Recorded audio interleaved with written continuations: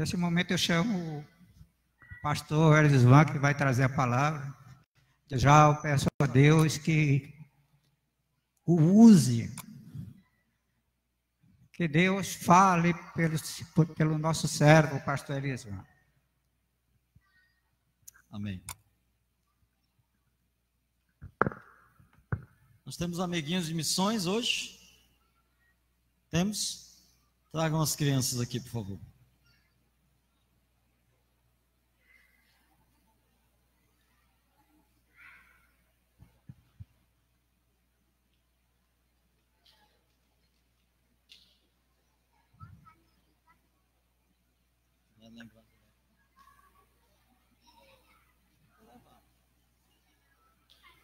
Venham, crianças, vamos orar.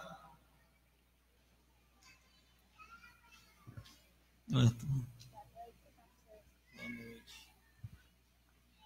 Pra cá.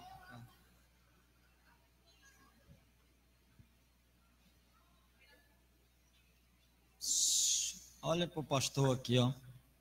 Vamos orar, crianças. Na hora da oração a gente tem que ter reverência. Ó, o que a gente tem que fazer? Juntar as mãozinhas, fechar os olhinhos para orar. Amém? Vamos lá, fazer todas as crianças? Sim.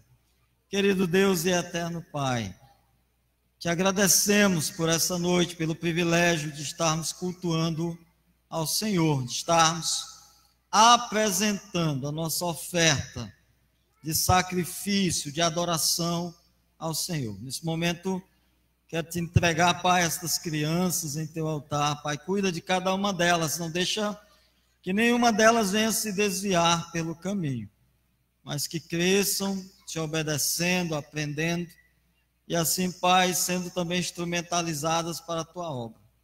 Obrigado por elas, obrigado por suas famílias, e obrigado por aqueles que estão fazendo esse trabalho, terem cuidado com elas.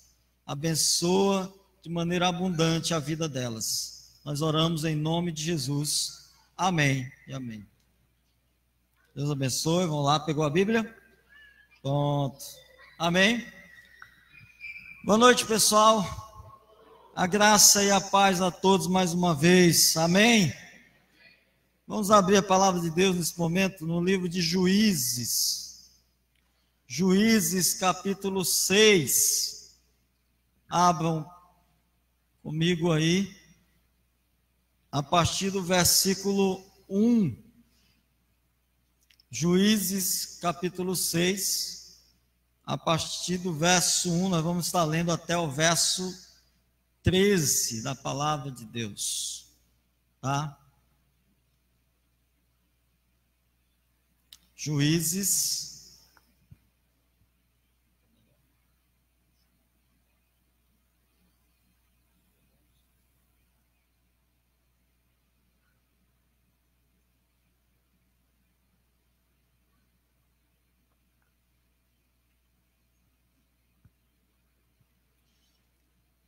Juízes capítulo 6, verso 1 em diante diz: de novo os israelitas fizeram o que o Senhor reprova, e durante 7 anos eles os entregou nas mãos dos midianitas. Os midianitas dominaram Israel. Por isso os israelitas fizeram para si esconderijos nas montanhas, nas cavernas e nas fortalezas. Sempre que os israelitas faziam as suas plantações, os midianitas, os amalequitas e outros povos da região a leste deles as invadiam. Acampavam na terra e destruíam as plantações ao longo de todo o caminho até Gaza, e não deixavam nada vivo em Israel, nem ovelhas, nem gado, nem jumentos. Eles subiam trazendo os seus animais e as suas tendas, e vinham como enxames de gafanhotos. Era impossível contar os homens e os camelos. Invadiam a terra para devastá-la. Por causa de Midian, Israel empobreceu, tanto que os israelitas clamavam por socorro ao Senhor. Quando os israelitas clamaram ao Senhor por causa de Midian, e ele lhes enviou um profeta que disse: assim diz o Senhor, o Deus de Israel: tirei vocês do Egito e da terra da escravidão. Eu os livrei do poder do Egito, das mãos de todos os opressores. Expulsei-os e dei a vocês a terra deles. E também disse a vocês: eu sou o Senhor, o seu Deus. Não adorem os deuses dos amorreus, em cuja terra vivem, mas vocês não me deram ouvidos. Então o anjo do Senhor veio e sentou-se sobre a grande árvore de Ofra, que pertencia ao Bezirita. Joás, Gideão, filho de Joás, estava malhando trigo num tanque de prensar uvas, para escondê-los dos midianitas. Então o anjo do Senhor apareceu a Gideão e lhe disse: o Senhor está com você, poderoso guerreiro. Amém? Oremos ao Senhor. Pai querido, Deus eterno, obrigado, Senhor, por tudo que o Senhor tem feito em nossas vidas. Nós confiamos no Senhor, acreditamos no Senhor, acreditamos na Tua santa palavra, acreditamos que ela tem o poder de transformar, de mudar, de salvar vidas. Nós acreditamos que ela é capaz de libertar o homem dos seus males. Por isso, ó Deus, nesse momento, opera através da Tua palavra. E assim, Deus, nos abençoa, em nome de Jesus. Amém. Poder sentar, amados. Quero dizer para você que o Senhor está com você, poderoso guerreiro. Amém? Que Deus o abençoe grandemente com esta palavra e que você, como poderoso guerreiro do Senhor, possa vencer todas as batalhas desta vida. Amém? Hoje nós temos vivido um tempo difícil, um tempo de frieza espiritual, né? Um tempo de apatia, um tempo de apostasia, um tempo de esvaziamento em nossas igrejas. A gente fala da questão de nossas igrejas, a gente está vivendo uma questão quase que geral. Parece que está todo mundo assim apático, né? Quem vem para cá, para cima, que vai falar de Deus, que vai levar aqui um louvor, né? Como o irmão dirigindo mesmo, poxa, pessoal, vocês estão apáticos, vamos nos alegrar, né? Vamos nos alegrar. E a palavra de Deus diz: alegrei-me quando me disseram, vamos à casa do Senhor. E nós temos vivido isso em nossas igrejas, e isso é extremamente preocupante, sem sombra de dúvidas. E este esfriamento, né, leva o crente a uma vida distante de Deus, né? A uma vida de rituais. Vem para a igreja só por vir, faz aquilo que tem que fazer e vai embora. E aí o crente se torna um religioso. E esse esfriamento, né, porém, não afeta só o indivíduo, mas também afeta a sua família, afeta a igreja. Esse esfriamento também afeta a sociedade, de um modo geral. Sabiam disso? Por quê? Porque a sociedade, de um modo geral, ela também espera pela igreja. Nós somos a esperança do mundo lá fora. Se nós, que devemos ser luz, estamos apagados, como é que a sociedade vai, então, ter essa esperança? Se nós, que devemos ser sal, estamos insípidos, como é que a sociedade vai sentir o sabor da vida? Se nós, igreja, que estamos nos ausentando o nosso papel. Nós, nesse momento, amados irmãos, nós precisamos do agir de Deus, para que nós possamos ver Deus acendendo em nós. Acendendo o quê, pastor? Em nossas vidas. acendendo o seu espírito nas nossas vidas.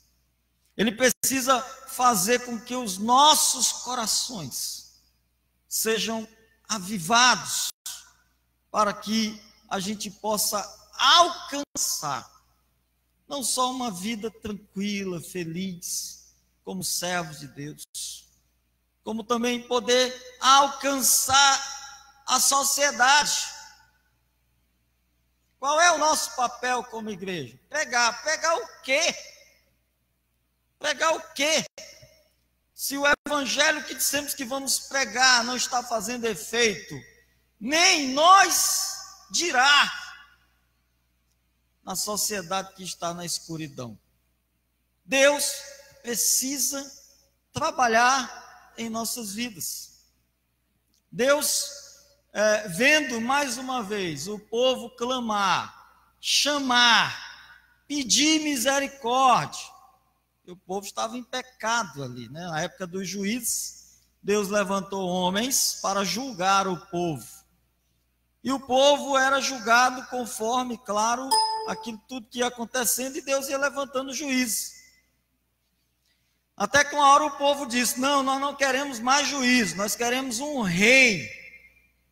Queremos um rei, como as outras nações têm rei, então nós queremos também um rei. E aí Samuel vai ficar triste com isso, né? Vai chegar para Deus e vai dizer: Senhor, eles estão pedindo um rei, e agora? E aí Deus diz: atende o povo. Eles não querem um rei, eles não estão, de certa forma, me colocando de lado. Por quê? Porque para o povo de Deus, o rei é o Senhor, é o próprio Deus. Mas o povo naquele momento disse: não, nós queremos um homem. Deus: vão me trocar por um homem. Mas diz para eles, Samuel, fala para eles que eles vão ter que passar por terem um rei. O rei vai cobrar impostos. O rei, ele vai subjugar as pessoas, as mulheres. Ele vai pegar o melhor de vocês das plantações e vai dar para os seus servos. Mas Deus escuta o povo. Eles não estão querendo assim? Dá. E aí então, logo mais, Samuel, como juiz naquela época, Samuel que era profeta, que era sacerdote e juiz, iria estar ungindo logo o rei Saul, né? Por sinal, um péssimo rei, né? Porém, meus amados, nós estamos vivendo um tempo assim, um tempo difícil. Olha o que diz Juízes, capítulo 6, versículo 13. Ah, Senhor, Gideão respondeu: se o Senhor está conosco, por que aconteceu tudo isso?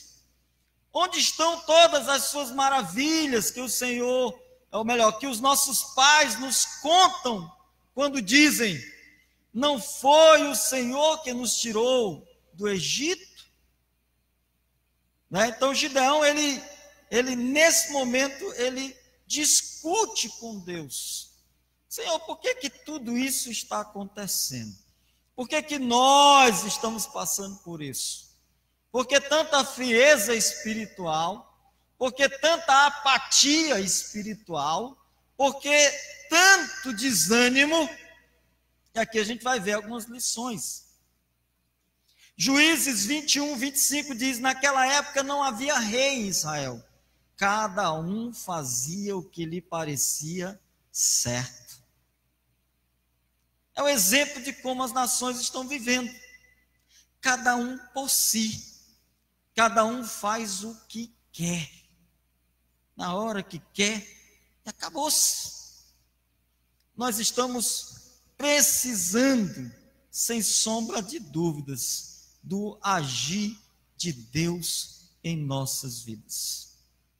Quando a gente lê Juízes, a gente vê toda uma perspectiva histórica, né, do período, né, que vai desde os dias de Josué, né, o libertador do povo, aquele que morre aos 110 anos de idade, cheio de saúde, porque era um servo bom, era um servo fiel, Deus estava com ele, até começo, né, da monarquia, de um rei que Deus, né, levantaria naquele momento ali, para estar julgando ali as nações. E aqui a gente vê no livro de Juízes uma nação, claro, a nação de Israel, vivendo num ciclo vicioso. Era um ciclo vicioso e bem marcante, que ilustra aqui a vida nossa, a vida dos crentes, e muitas vezes a vida da própria igreja. Falei isso ontem aqui, ou melhor, falei isso na sexta-feira, no culto de oração. A gente peca, depois a gente é punido, depois a gente clama e depois a gente é livre. E assim é a nossa vida também como crente. E assim é a nossa vida também como igreja. Peca, apanha. Depois clama. Depois Deus tem misericórdia. E aí livra.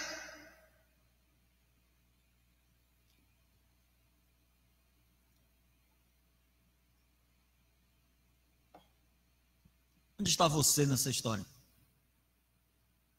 Nesse momento pecando? Nesse momento sendo punido? Nesse momento clamando? Ou nesse momento você está livre?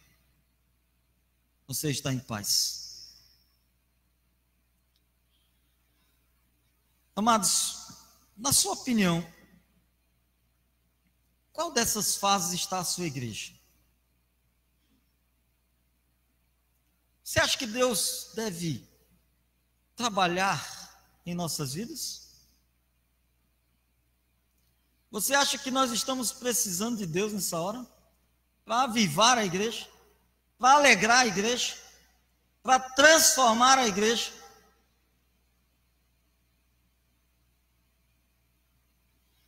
Isso Deus pode fazer através de um avivamento. Lloyd Jones, ele diz o seguinte: é uma experiência na vida da igreja, quando o Espírito Santo realiza uma obra em comum. Ele a realiza primeiramente entre os membros da igreja. É um reviver dos crentes, é um quebrantamento dos cristãos, é um acordar para uma nova visão da vida. Não se pode reviver algo que nunca teve vida. Assim, por definição, o avivamento é primeiramente uma vivificação de membros de uma igreja que se acham letárgicos, dormentes e quase moribundos, ou seja, quase mortos. E assim, aqui a gente vê, claro, a Martin Lloyd Jones falando aos puritanos, né, no livro que ele escreve na página 15 e 16.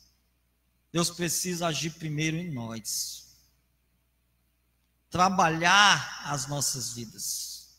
Eu sei que muitas vezes a gente diz assim: poxa, a gente está tão insensível, a palavra de Deus parece que não toca mais, mas Deus pode fazer, Deus pode operar. Ele opera de que maneira? Não sei. Não sei. Ele fala, ele mostra. Se nós não escutamos, Deus sabe o que fazer. Quem não sabe fazer, sou eu. Eu não sei fazer. Se eu pudesse entrar no coração das pessoas e agir por elas, mas eu não posso. Até porque eu tenho um coração também que é falho. E eu tenho que cuidar dele também. Tenho que cuidar dele. Porém, meus amados, nós precisamos desse revigorazamento, né, dos membros da igreja, de uma maneira extraordinária. Esse revigor na vida do crente. Nós precisamos, né? Precisamos que Deus venha agir. E depois que Deus age, aí vem claramente a conversão das multidões. Primeiro nós tratamos nós, depois nós tratamos as multidões que estão fora da igreja. Que estão fora da igreja, que estão vivendo a indiferença do pecado, porque Deus precisa trabalhar. E Ele trabalha como? Ele amplia a igreja, Ele aumenta o número de vocacionados, Ele levanta pessoas. Tem muita gente sentada aí na cadeira que tem, com certeza, capacidade. Se não tem capacidade, tem pelo menos vontade. E precisa colocar essa vontade para fora, para que Deus venha agir, venha trabalhar na vida desse cristão que está aí para ser vocacionado, E claro, também Deus precisa levantar pessoas com um coração ardente, sem sombra de dúvidas, pelas causas sociais. Não adianta, hoje em dia, a melhor maneira de se alcançar as pessoas é dando a elas o que elas precisam. Estão com fome? Dá comida para elas. Estão precisando de um médico? Leva elas ao médico. Estão precisando de um tratamento? Leva elas para fazer um tratamento. Essa é a melhor maneira que nós entendemos que podemos trabalhar e alcançar. Tem obstáculos para tudo isso? Sem sombra de dúvida, E o que vai impedir esse fluir do avivamento nas nossas vidas e na vida da igreja? O que pode impedir? Primeiro, mentes que não querem usufruir. Mentes que, de certa forma, estão impedindo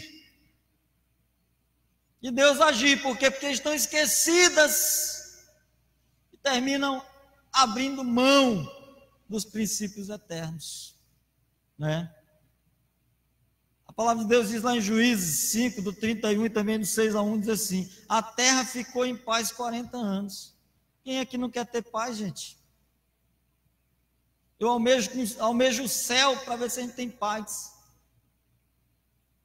Hoje nós tratamos isso na escola bíblica dominical, irmã, mas eu quero ganhar ainda meu marido para Jesus. E por isso que Jesus está lá ainda segurando, para ver se a gente consegue ganhar aqueles que a gente ama. Ou pelo menos que eles tenham oportunidade. Você acha que Deus não está dizendo assim: Jesus, vamos lá, já chega, tá bom. Jesus, o nosso intercessor, o nosso advogado, está dizendo: calma, Senhor, espera mais um pouquinho. Vamos trabalhar mais a igreja. Vamos tentar ver se a igreja entende que ela precisa para poder ter essa paz e pregar o evangelho dela. Os israelitas fizeram o que o Senhor reprova. Parece que a gente esquece de tudo que Deus tem feito de bom nas nossas vidas. Por que eles fizeram o que o Senhor reprova? Porque eles abdicaram, esqueceram do passado, esqueceram de tudo que o Senhor tinha feito. Eu acredito que cada um de nós, sem sombra de dúvida, já chegou um momento difícil, lá no fundo do poço. E aí a gente viu a mão de Deus ali, pegando, levantando, puxando. Porque quando a gente está no fundo do poço, a gente olha de lado, tem barreira, Se a gente olha para baixo, aí só tem areia, tem que cavar mais. Só tem um lugar para olhar quando a gente está no fundo do poço. Para onde é? Para onde? Para cima. Quem já entrou no poço aqui para fazer limpeza no poço? Só tem um ali, 2, 3, só esses. Eu também já entrei no fundo do poço, mas eu também entrei de outra maneira, e é ruim. A gente se sente sufocado ali naquele espaço pequeno. Parece que não tem mais jeito. Mas quando a gente olha para cima, lá está uma luz. E essa luz é Deus. Meus amados, Deus, Ele está sempre pronto para nos ajudar. Olha o que diz Juízes 2, do 6 ao 12, diz assim: depois que Josué despediu os israelitas, eles saíram para ocupar a terra, cada um a sua herança. O povo prestou culto ao Senhor durante toda a vida de Josué e dos líderes que continuaram vivos depois de Josué, e que tinham visto todos os grandes feitos que o Senhor realizara em favor de Israel. Josué, filho de Num, servo do Senhor, morreu com a idade de 110 anos. Foi sepultado na terra de sua herança, em Timnat-Heres, nos montes de Efraim, ao norte do Monte Gaás. Depois que toda aquela geração foi reunida a seus antepassados, surgiu uma nova geração que não conhecia o Senhor e o que havia feito por Israel. Então os israelitas fizeram o que o Senhor reprova e prestaram culto aos Baalaíns, né? Abandonaram o Senhor, o Deus dos seus antepassados. O que Deus tinha feito por eles? Havia tirado-os do Egito. Mas o que eles fizeram? Eles seguiram e adoraram outros deuses que estavam ao seu redor. Aí vem o quê? A ira do Senhor. A ira do Senhor, né? E ainda nós corremos esse risco. Paulo, ele diz no Novo Testamento, em 2 Tessalonicenses 2,15: portanto, irmãos, permaneçam firmes e apeguem-se às tradições que lhe foram ensinadas, quer de viva voz, quer por carta nossa. Isso é um impedimento. Nós não lembramos do que Deus tem feito de bom nas nossas vidas.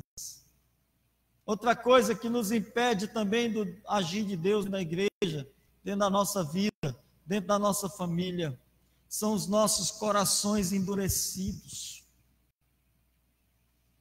Corações duros. Juízes 6:1 diz assim: de novo os israelitas fizeram o que o Senhor reprova, e durante 7 anos ele os entregou nas mãos dos midianitas.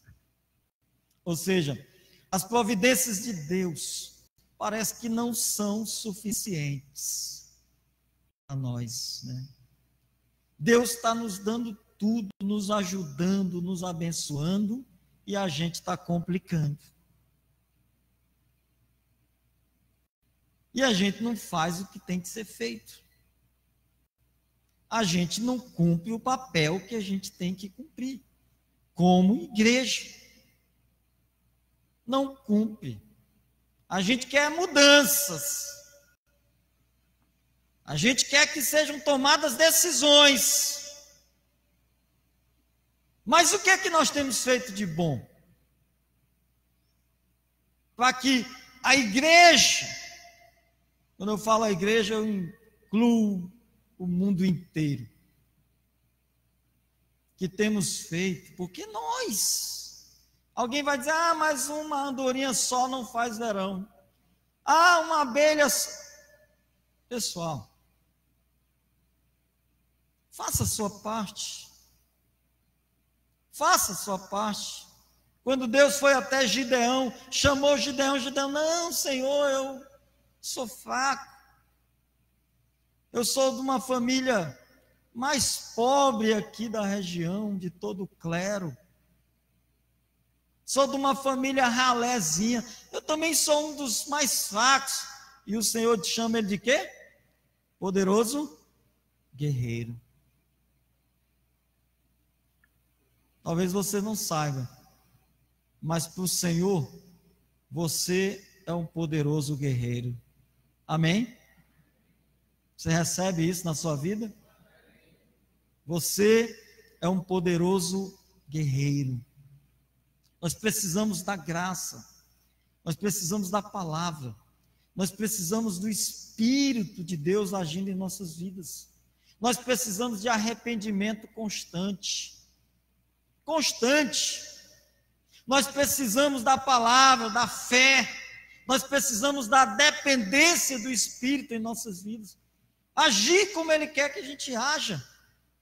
Às vezes não, nós queremos agir da nossa maneira, na carne, do jeito que a gente pode, aos trancos e barrancos. Não é assim.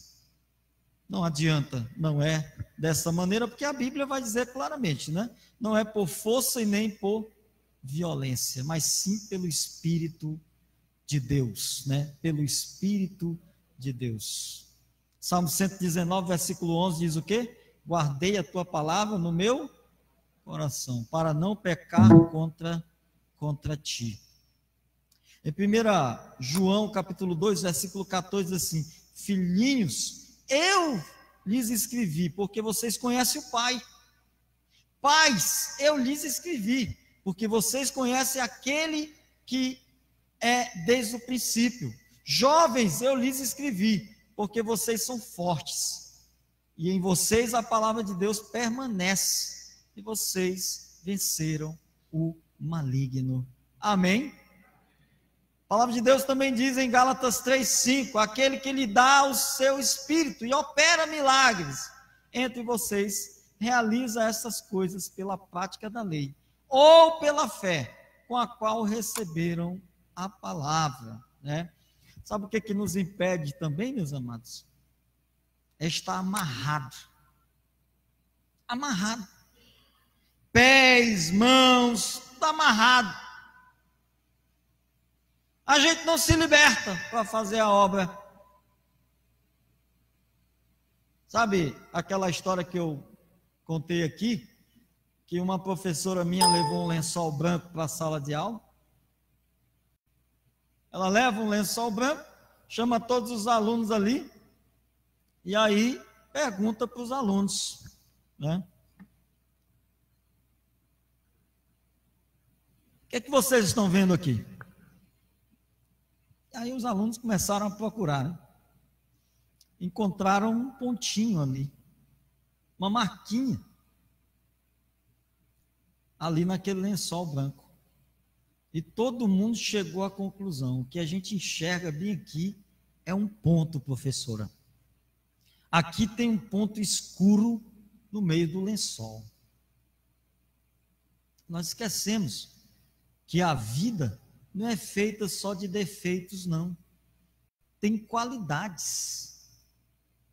E a gente só quer ver o defeito. Sabe, se a professora tivesse perguntado ali, o que tem aqui nesse pontinho? Qual é o problema dele? Os alunos iriam chegar a outra conclusão: isso está manchando o lençol. Mas olha o tamanho do lençol. Tem tanta coisa boa, né, na vida da gente. Juízes 6, do 2 ao 5, diz assim: os midianitas dominaram Israel. Por isso os israelitas fizeram para si esconderijos nas montanhas, nas cavernas e nas fortalezas. Sempre que os israelitas faziam suas plantações, os midianitas, os amalequitas e outros povos da região, a leste deles, as invadiam.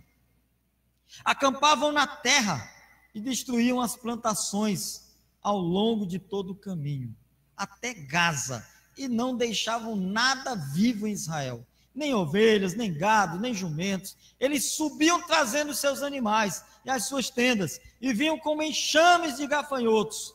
Era impossível contar os homens e os seus camelos. Invadiam a terra para devastá-la. Amados, Israel já havia sido invadido, já havia sido destruído pelos midianitas em outras ocasiões. Também já havia vencido as tropas de Jabim, com Débora e Baraque. E o que aconteceu? Israel voltou a quê? A pecar. Israel voltou a pecar. E o pecado de Israel os enfraqueceu, tornaram-se pequeninos. A consciência dos israelitas era pesada por causa da culpa. né? E a palavra de Deus para a sua vida hoje, claro, para a sua vida, saia do esconderijo. O povo, o que fazia? Quando os midianitas entravam, eles fizeram caverna, foram se esconder. Isso lembra muito bem a história de Elias, né? Um profeta sozinho ali no meio de uma batalha, de uma guerra. Jezabel começou a bater ali, né? Juntamente com aquele rei. E aí então, né, o que acontece? Ele enfrenta os profetas de Baal e consegue, né? Claro que depois ele passa por uma situação difícil, né? Alguns vão até chamar de depressão que ele passa, e ele também vai para a caverna, vai para um lugar escondido, mas ele enfrenta. A palavra de Deus saia do esconderijo. Não seja um agente secreto de Jesus, né? Não tenha vergonha de Jesus. Saia da caverna do medo, da indiferença. Saia da fortaleza da resistência. Ou você vai ficar só assistindo o diabo destruir seu casamento, destruindo as suas finanças, destruindo a sua família, destruindo a sua igreja. O Estado de Israel, diante do seu pecado, é que nem qualquer um pecador. Quando está pecando, o coração fica abatido, fica pesado. As forças foram drenadas pela culpa. A coragem foi despedaçada pela consciência. A gente fica aqui apático. O inimigo entra na família, entra no casamento, entra na parte financeira, entra na igreja, entra nos seus estudos, entra no seu sentimento, entra na vida dos seus filhos, né? E a gente vai ficar se escondendo dentro de uma caverna. O pecado, ele deprime, desencoraja, desestimula, ou seja, destrói o homem. O pecado nos tranca em cavernas. O pecado nos coloca na defensiva. A gente só quer se defender. Só quer se defender. E por último, meus amados, o que atrapalha são os nossos próprios lábios. Junte-se a nós. Juízes 6, do 6 ao 10 diz assim: por causa de Midian, Israel empobreceu tanto que os israelitas clamaram por socorro ao Senhor. Quando os israelitas clamaram ao Senhor por causa de Midian, eles lhes enviou um profeta, que lhe disse: assim diz o Senhor, Deus de Israel, tirei vocês do Egito, da terra da escravidão. Eu os livrei do poder do Egito e das mãos de todos os seus opressores. Expulsei-os e dei a vocês a terra deles. E também disse a vocês: eu sou o Senhor, seu Deus. Não adorem os deuses dos amorreus, em cuja terra vivem. Mas vocês não me deram ouvidos. Será que é só o pastor Erisvan que está falando isso aos irmãos, à igreja? Será que é só o pastor Danilo, que veio aqui na semana passada, e muito bem usado pelo Senhor, falou ao nosso... Será que é só eles? Pastor Rogério Carvelho estava ali em Lagoa, falou a nós, os homens. Será que é só nós que estamos falando? Há quanto tempo nós não falamos? Há quanto tempo nós não falamos para vocês? Busque em primeiro lugar o reino de Deus e a sua justiça. Há quanto tempo a gente não tem falado para vocês? Se humilhem, orem, se arrependam dos seus maus caminhos. Há quanto tempo nós não temos falado? Amarrem aquilo que é ruim, que tem agido por vocês. pela carne. Será que nós não temos falado para vocês? Amem e perdoem uns aos outros. Será que nós não temos falado para vocês para não se conformarem com esse mundo? Para orarem sem cessar? Para meditarem na lei dia e noite? Para trazerem todos os dízimos à casa do tesouro, porque isso também é adoração. E a palavra, ela nos leva ao clamor. Nos leva ao clamor. A palavra revela o nosso pecado, mas também revela a graça do nosso Senhor Jesus Cristo sobre a vida de cada um de nós. Porque onde abunda o pecado, superabunda a graça. Deus tem nos amado, Deus tem tido misericórdia de nós. Se não fosse a misericórdia de Deus em nós, onde era que nós estávamos? Eu acho que nem aqui mais. Nem aqui mais. Nós precisamos pedir ao Senhor que trabalhe em nós, para que o Senhor também traga à memória tudo aquilo que nos dá esperança, tudo aquilo que Ele já fez por nós. Gente, eu sou grato eternamente ao meu Deus, grato eternamente ao meu Senhor, o que Ele já fez na minha vida, na minha vida. Eu não estou falando de vocês, porque cada um tem a sua parte com o Senhor. Eu estou falando de mim mesmo, aqui de púlpito, perante ao mundo inteiro. Que o Senhor já fez na minha vida. Sabe, se o Senhor disser a mim, olha, tu não vai ter mais nada na tua vida, eu vou dizer a Ele, Senhor, obrigado. A tua graça já me é suficiente.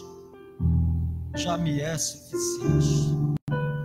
Deus é maravilhoso. O profeta, ele traz à memória os seus feitos. E aí nós temos que lembrar das vitórias, dos livramentos, da memória, dos milagres, da cura. Olha o que Deus já fez por essa igreja. Olha o que o Senhor já fez por essa igreja. Plantação de congregações, evangelismos, construção de um templo, projeto social, crescimento da igreja. Eu não conhecia a igreja, mas os irmãos sempre relatam, pastor, a igreja era pequenininha, era pequena, e hoje a igreja é grande. Cada um tem parte aqui, um tijolo, cada um tem parte aqui, sabe, uma cooperação, seja pegando uma enxada, seja fazendo cimento, seja sendo fiel nos seus dízimos, nas suas ofertas.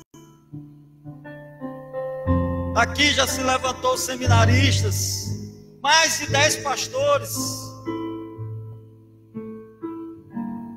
Quantas coisas boas o Senhor não já fez por esta casa. A capacitação de irmãos, belas amizades. Quanto o Senhor não tem feito por esta casa, em nossas vidas. Nesse momento, eu quero orar pela sua vida espiritual. Quero orar também pela sua casa. Quero orar por nossa igreja, por nossos familiares. Pela fé. Quem estiver precisando de uma dessas orações, vida espiritual, oração pela sua casa, pela igreja, por nossas famílias, você não precisa nem vir aqui, a irmã já está vindo aqui, ela vai orar comigo aqui, mas basta que você fique em pé. Se você estiver precisando de uma dessas orações, se você entende que o Senhor precisa trabalhar na vida da igreja, na vida da sua família, na sua vida espiritual, dê um passo de fé agora. Fique em pé nesse momento. Isso aqui é uma questão particular sua. Se você entende, eu não estou precisando nada disso não. Estou precisando de oração do pastor, não estou precisando de... Deixa que eu resolva a minha situação com Deus. Não tem problema. O Senhor tenha misericórdia. Querido e eterno Deus, obrigado por essa noite, obrigado pela tua palavra, Senhor. Nós sabemos que o pecado é a maior causa de todos os flagelos na vida do homem. O pecado tem matado a vida espiritual de muitos. Mas Deus, nós nos colocamos na tua santa e preciosa presença, Deus. Nos acorda, Senhor. Nos alerta. Nos levanta como igreja, Senhor.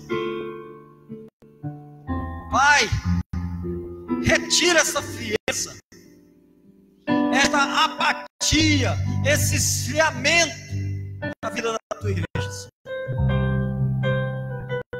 Nos dá alegria, Pai, de novo, para que possamos voltar ao primeiro amor. Sei que o Senhor pode estar dizendo: eu tenho contra vocês algo. Revela, Senhor. Revela. Mas Deus, opera o teu milagre na vida de cada crente aqui. Na vida daqueles que estão frios, que estão mornos. Na vida daqueles que estão apáticos, quase moribundos. Aviva, Senhor, a tua obra no meio do teu povo. Levanta aquele que está caído, aquele que não acredita mais. Levanta aquele que a palavra já não tem mais efeito. Desperta o amor. Como já disse teu servo, pastor Danilo, aqui nesta casa, é o Senhor quem coloca em nós. Por si só, o homem não tem poder para isso, porque o homem não conhece, porque as coisas espirituais pertencem ao Senhor. Mas Deus, se tu quiser revelar, revela. Se o Senhor quiser mostrar, mostra. Se o Senhor quiser derramar o teu Espírito essa noite, derrama, Senhor, sobre esta casa, sobre nossas famílias, sobre esta igreja, Senhor, sobre a vida de cada um de nós. Que possamos, em nome de Jesus, Deus, sair daqui diferentes de como entramos. E não deixa, venhamos nos desviar, nem para a direita e nem para a esquerda. Que possamos tirar todo o embaraço das nossas pernas. E que possamos, em nome de Jesus, olhar para o Senhor, o nosso consumador da nossa fé. Aquele que é o Senhor das nossas vidas. Aquele que opera. Aquele que opera tanto agir como realizar. Querido Deus e eterno Pai, muito obrigado por essa noite, obrigado, Senhor, pela palavra, pelos louvores, por tudo que o Senhor operou no meio de nós. Pai querido, em nome de Jesus, esteja guardando as nossas vidas, protegendo nossas famílias, nos sustentando espiritualmente. E a cada dia, Pai, nós possamos ser mais dependentes do Senhor. Pai querido, nesse momento quero fazer uma menção especial aos alunos, teus servos, teus filhos que estão fazendo o Enem, uma prova importante na vida deles. Para que eles possam, através da bênção do Senhor, serem lembrados, ó Deus, de tudo que estudaram, que possam assim tirar uma boa nota, e que possam assim passarem, ó Deus, no curso dos seus sonhos, a que possam serem assim também, ó Deus, alcançados pela tua misericórdia, pela tua graça, poderem então se tornarem profissionais e ajudarem também na tua obra. Por isso, ó Pai, abençoe, que o amor do nosso Deus Todo-Poderoso, a graça salvífica do nosso único e suficiente Senhor e Salvador Jesus Cristo, a comunhão e as ricas consolações do Santo Espírito de Deus esteja conosco, hoje e para todo sempre. Com uma oração silenciosa nós estamos despedidos.